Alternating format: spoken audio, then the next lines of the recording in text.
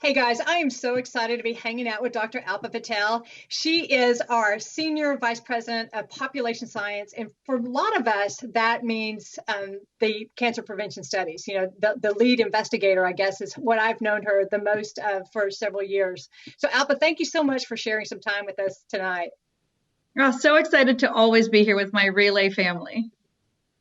Well, we're excited too. And 2020 has been, unprecedented, as we all know. And one of the things that we've learned through Relay for Life and the volunteerism is that people have had to really dig deep and have that compelling why, something that really leads them and helps them, do things in difficult times. And of all the different areas that you could have gone into after graduating, getting your PhD, why did you choose the American Cancer Society?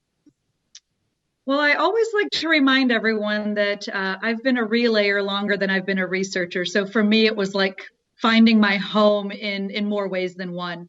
I lost my grandfather who lived with us to a very aggressive type of brain cancer when I was 14 years old. And he was one of the physically strongest people I was ever around. And I watched him, unfortunately, lose his life within 6 months of that diagnosis. And I did what I think many of us do, which is start fighting back by volunteering for the American Cancer Society, and then got into Relay for Life. And so I knew that that's the path I wanted to take, was cancer research. And so on the heels of graduating from graduate school, there was a job opening with the research department at ACS, and it was just like kismet. It all came together as I really feel it needed to.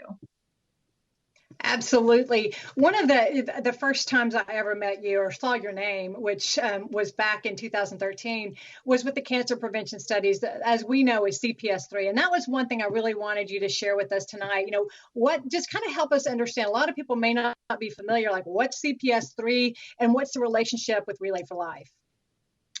So we have at the American Cancer Society been doing these large population studies called the cancer prevention studies since the 1950s. And it has been a beautiful partnership between our volunteers and our research department, where our volunteers across the country have helped us build these populations. So when we were starting the planning work for this third generation study, CPS3, we went to the most obvious partnership, of course, which was our Relay communities. And we worked together with our Relay volunteers across the country to set up actual enrollment drives at Relay for Life events, but also at companies and other community members who supported Relay events at their places of business, at community centers, and so on.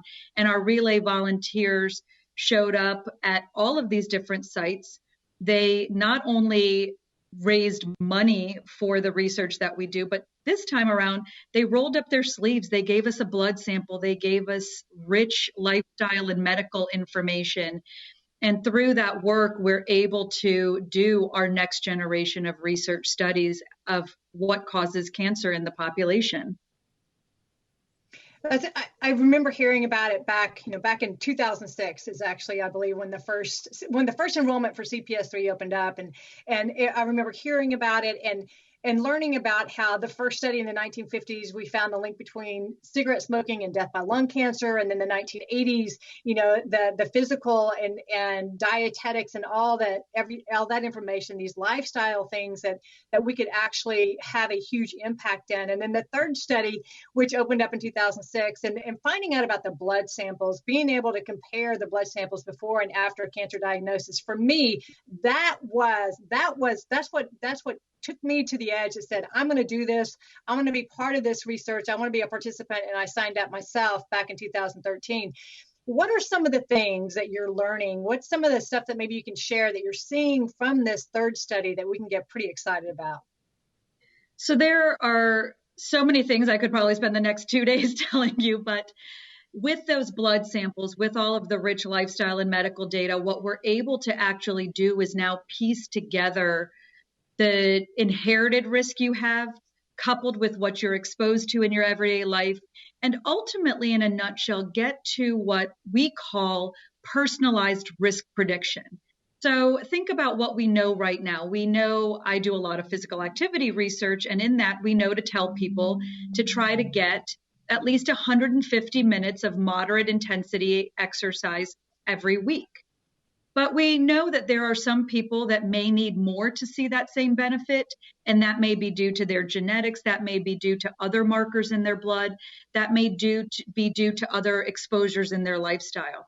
How can we get to more personalized risk where if you came to me, Kelly, and said, here's my history, here's what I do, how does that influence my risk of cancer, and where will I get the most bang for my buck if I change a particular type of behavior? That's really what we're getting at. We see that in treatment for cancer. Many of you may have heard about immunotherapy.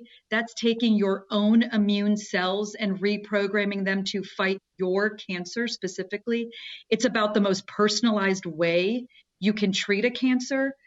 Think if we could do that for cancer prevention as well, give you the perfect cocktail of behaviors and choices and access to lower your cancer risk as much as is possible. That's what we're aiming to do with all of these rich data that our participants have so generously given to us. God, that is so fascinating. And I can just see like future generations, really having that information and being able to, like you said, look at those behaviors, those lifestyle things, and really make better decisions. And I think that is truly a beautiful part of it. One thing that, thinking about 2020 and 2021, what are some of the risks? What, I hate to say like what keeps you up at night, but just making everyone aware of, if for some reason we're unable to bring in the revenue at the same rate and fund this research like we have in the past, what's our biggest risk? What keeps you up at night? My biggest fear is not bringing in that revenue to support all of the essential components of what makes up CPS3 and the rest of our research portfolio. Having to make those tough decisions about what parts of our research program are we going to let go of?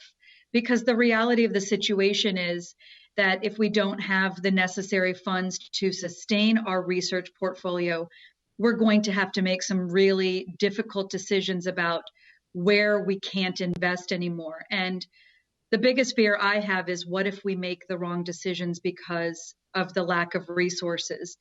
There is so much phenomenal work happening both within CPS3 and across our research program that having to decide which part of that isn't going to be sustainable is petrifying. I could not even imagine trying to make those decisions. And I think, when we talk about fear, they talk about, our greatest fear is not that we're inadequate, but that we're powerful beyond measure. That's actually one of my favorite quotes. And I think about it often when I think about CPS3, because, you started this in 2006, and I can't imagine how you must have felt. I know there was one of the newsletters that I had read, and you were talking about how you started with, I think, three states, and it was 6 enrollment sites. And by 2010, you had 90,000, but you were looking at trying to enroll another 210,000. And how is this possible? And it was through that partnership, I believe, with Relay for Life that you were able to recruit these volunteers and make the impossible possible. And so with that, we know that we've got the most passionate volunteers in the world right now tonight listening. What would you like to say to them about what we can do to help you in the fight against cancer? I think about all of the amazing work we've been able to accomplish in research. As it relates to CPS3, it's not just the fundraising to support that work, but it's actually, again, rolling up your sleeves and participating in that research. The discoveries that we've made are equally belong to every one of our relayers as much as they do us in research making those discoveries. And I am optimistic and know without a doubt that we won't have to make those decisions that petrify us all, because together we've already proven generation after generation that we can do the impossible. And that's what gives me hope. And so I am excited to participate in my relay and be part of the relay community. And I'm excited that each and every one of our relayers nationwide stands by me to make this happen. And we do. We so appreciate your time tonight, and thank you for having that vision of, finding out, trying. I remember thinking about these cancer prevention studies, and just, if we can find out what's causing it, then we can keep people from being diagnosed. And what a huge um, this would just be fantastic. The more information we have, the better decisions that we make, the less cancer, and therefore the more lives that we save. So thank you so much for everything you've done. I know this is your life work, and it is a huge part of what we do with Relay for Life. And so thank you so much for being with us. Thank you for having me.